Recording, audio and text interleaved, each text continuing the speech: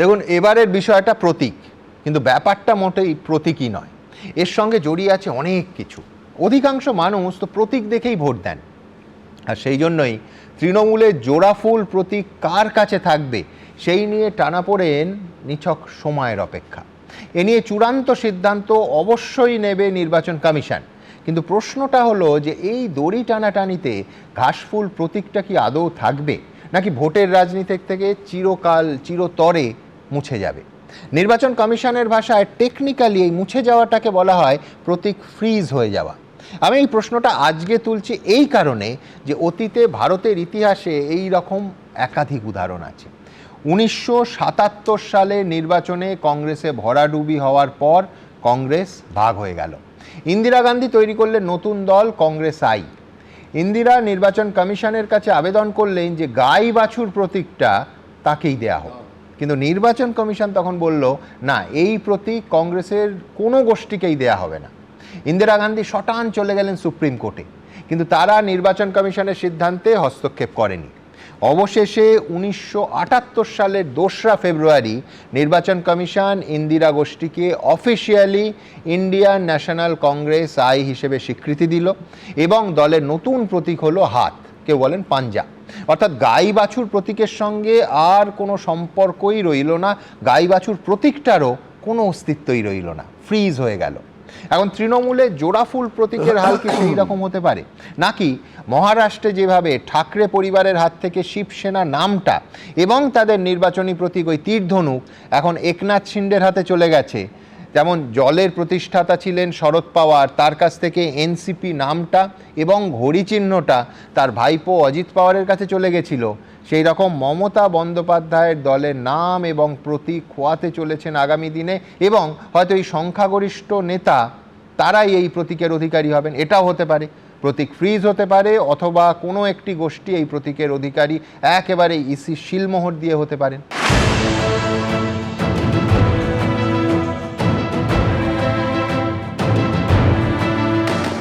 যে দলটা সাইনবোর্ড হয়ে যাবে, এই দলটা ভেঙে টুকরো টুকরো হয়ে যাবে, সাইনবোর্ড হয়ে যাবে। সরকার গেছে, ক্ষমতা গেছে, চেয়ার গেছে, এবার কি প্রতীকের পালা? তৃণমূলের প্রতীক মমতা বন্দ্যোপাধ্যায়ের বেহাত হওয়া কি স্রেফ সময়ের অপেক্ষা? রাজ্য রাজনীতিতে তোলপাড়ের মধ্যে এখন সবথেকে বড় প্রশ্ন এটাই। দলের রাশ ইতিমধ্যে মমতা বন্দ্যোপাধ্যায়ের হাতের বাইরে বেরিয়ে গেছে। তৃণমূলের প্রতীকে জয়ী 80 জনের মধ্যে 60 জনই এখন বিদ্রোহী। বুধবার বিধানসভার স্পিকারকে চিঠি দিয়ে তাঁরা জানিয়েছেন তাঁরাই আসল তৃণমূল। আমরা তৃণমূল কংগ্রেসের প্রতীকে 80 জন বিধায়ক তারা নির্বাচিত হয়েছেন, তার মধ্যে 60 জন বিধায়ক আপাতত মনে করেছেন রীতিনীতি মেনে যে এটাই হচ্ছে এই অষ্টাদশ বিধানসভার ভেতরে প্রিন্সিপাল অপোজিশন, এবং আমরা তৃণমূল কংগ্রেসকে রিপ্রেজেন্ট করছি। এই প্রেক্ষিতে প্রশ্ন উঠছে, বিদ্রোহীদের এই আসল তৃণমূল কি এবার ঘাসফুলকে নিজেদের প্রতীক বলে দাবি করবে? 2022 সালে মহারাষ্ট্রে একনাথ শিন্ডের নেতৃত্বে উদ্ধব ঠাকরে শিবসেনা ছেড়ে বেরিয়ে গেছিলেন 2/3 বেশি বিধায়ক। এই শিবিরের আবেদনের ভিত্তিতে তাদেরই আসল শিবসেনা বলে ঘোষণা করে নির্বাচন কমিশন। শিবসেনার তীরধনুক প্রতীকও পায় শিন্ডের আসল শিবসেনায়। বাল ঠাকরের তৈরি দল এবং তার প্রতীক দুটোই হাতছাড়া হয় ঠাকরে পরিবারের। একইভাবে অজিত পাওয়ার অধিকাংশ বিধায়ককে নিয়ে দল ছাড়ায় দলের নাম এবং প্রতীক হারিয়েছিলেন মারাঠা স্ট্রংম্যান শরদ পাওয়ার। এবার এ রাজ্যেও কি তেমনটাই হতে পারে? এখানে যদি দুটি গোষ্ঠীর দাবি থাকে তাহলে সংখ্যাগরিষ্ঠ যে গোষ্ঠী তার কাছে দলীয় যে প্রতীক সেই প্রতীক চলে যাবে। আর যদি 2/3 সংখ্যাগরিষ্ঠতা নিয়ে এই বিরোধী গ্রুপ আসে, বিদ্রোহী গ্রুপ আসে, তারা যদি নতুন কোনো সিম্বল দাবি করেন তাহলে সেটাও পেতে পারেন। এই কমিশনের কাছে অধিকার রয়েছে যে এই সিম্বল কাউকে না দিয়ে ফ্রিজ করে দিতে পারেন, অথবা দুই গোষ্ঠীকে নতুন নতুন সিম্বলও দিতে পারেন। এবার যদি এরা নতুন দল ক্লেম করেন, মানে সমস্ত সম্পত্তি এবং পার্টিটাই ওদের, সিম্বলটা এটাই, এর জন্য ইলেকশন কমিশনের কাছে যেতে হবে। সেখানে পার্টি সংগঠনের কনস্টিটিউশন কি আছে সেটা দেখা হয়, কিন্তু সর্বোপরি এটাও দেখা হয় যে কতজন বিধায়ক এটাকে সাপোর্ট করছেন। আর আরেকদিকে আরেকটা তত্ত্বাবধান যেটা থাকবে সেটা হচ্ছে কোর্ট, এবং সেটা চ্যালেঞ্জ হবে কি না।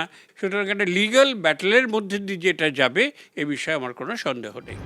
আবার 1977 সালের নির্বাচনে কংগ্রেসের ভরাডুবির পর ইন্দিরা গান্ধী নতুন দল তৈরি করে নির্বাচন কমিশনের কাছে গাই বাছুর প্রতীক চেয়ে আবেদন করেন, কিন্তু নির্বাচন কমিশন সেই প্রতীক আর কাউকেই দেয়নি। তাহলে কি এরকমও হতে পারে যে ভোট রাজনীতি থেকে ঘাসফুল চিহ্নটি চিরতরে মুছে যাবে?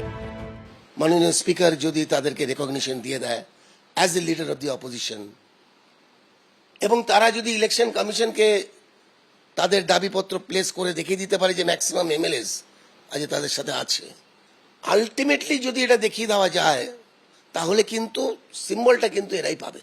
Ritabrata will get the symbol, Mamata ব্যানার্জিকে কিন্তু সিম্বল হারাতে হবে।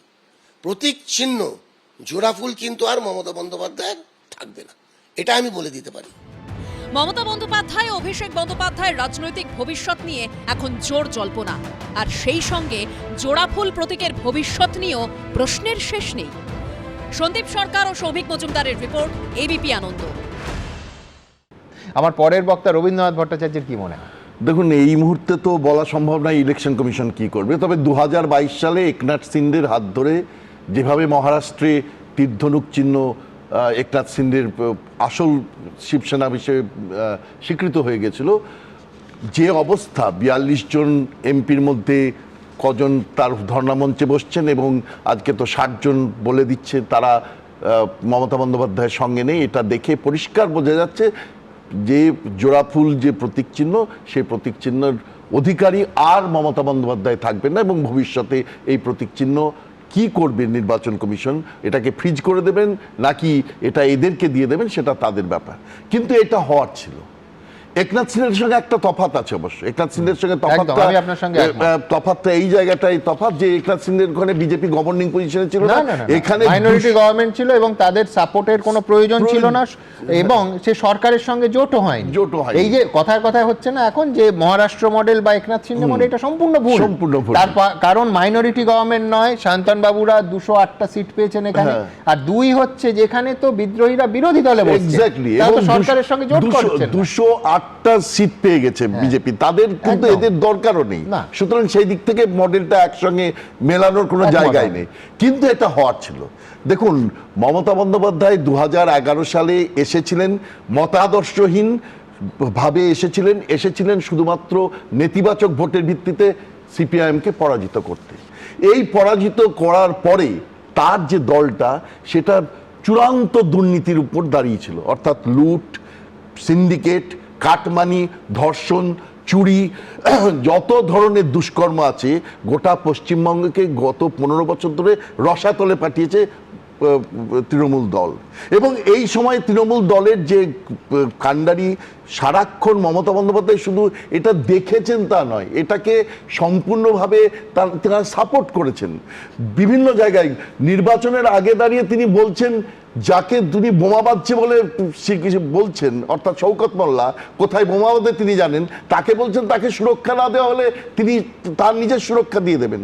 বলছেন জ্যোতিপ্রিয় মল্লিক নাকি যাকে চুরির দায়ে অভিযুক্ত, তাকে তিনি বলছেন তিনি হচ্ছেন best performer of our government, এবং সেই জায়গায় দাঁড়িয়ে তিনি আরজি করের প্রিন্সিপাল যিনি জেলে এখনো পড়ছেন তাকে তিনি রাতারাতি ট্রান্সফার করে তাকে বাঁচাতে চাইছেন, অর্থাৎ প্রত্যেকটা ক্ষেত্রে দুষ্কর্মগুলোকে সাপোর্ট করে গেছেন, এবং তারই ফলশ্রুতি হিসেবে আজকে এই ঘটনা ঘটেছে। দেখুন, এই যে তৃণমূল দলের যে লোকগুলো আজকে ঋতব্রত বন্দ্যোপাধ্যায়ের নেতৃত্বে এসছে, এদের কেউ শুদ্ধ পুরুষ নয়, এদের গায়ের দুর্গন্ধ দূর করতে এরা ক্ষমতার পাশে আসতে চাইছে এবং রাজনৈতিক ক্ষমতার পাশে আসতে চাইছে এবং একই সঙ্গে প্রশাসনিক সুরক্ষা পেতে চাইছে। সুতরাং তারা আর একটা এই ধরনের ঘটনা তারা ঘটাচ্ছেন এবং তারা রাজনীতির মঞ্চে আবির্ভূত হয়েছেন। কিন্তু এটা ঘটনা যে তারা কিন্তু বলবার মতো অবস্থাতেও ছিলেন না। যেদিন হারলেন সেদিন, আজকে অনির্বাণ বলছেন, কিন্তু সেদিন বলুন, সেদিন অভিষেক বন্দ্যোপাধ্যায় আসলে সবাইকে মমতা বন্দ্যোপাধ্যায় বলছেন উঠে দাঁড়িয়ে দাঁড়িয়ে অভিবাদন অভিবাদন করতে হবে। একদম। এটা কি অভিষেক বন্দ্যোপাধ্যায় কি কত বড় ব্যক্তি যে 70 বছর বয়স্ক যদি কোনো বিধায়ক থাকেন তাকে উঠে দাঁড়িয়ে, তিনি মমতা বন্দ্যোপাধ্যায় নন যে 40 দশক ধরে বিভিন্ন রাজনীতির মঞ্চে বিভিন্ন বাস্তব তৃণমূলের জায়গায় দাঁড়িয়ে রাজনীতি করে মার খেয়ে এখানে এসছেন, তাকে উঠে দাঁড়িয়ে অভিবাদন করতে হবে, তাহলে উঠে দাঁড়াতে হয়। সুতরাং এই জায়গা থেকে দাঁড়িয়ে মানুষের মধ্যে তো ক্ষোভ ছিল এবং দলের মধ্যেও যে ক্ষোভ ছিল এটাও কিন্তু পরিষ্কার।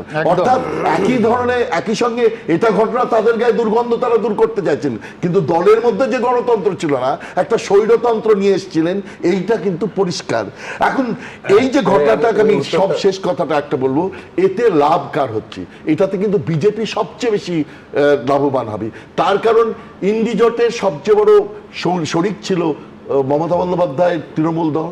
যখনই এই মমতা বন্দ্যোপাধ্যায় এবং অভিষেক বন্দ্যোপাধ্যায়ের হাত থেকে তৃণমূল দল চলে গেল, মানে নিয়ন্ত্রণ হারালো, তার সমস্ত কিছু কন্ট্রোল অন্যদের হাতে চলে গেল, তখন ইন্ডি জোটে কিন্তু মমতা বন্দ্যোপাধ্যায় এবং অভিষেক বন্দ্যোপাধ্যায়ের গুরুত্ব কমে যাবে।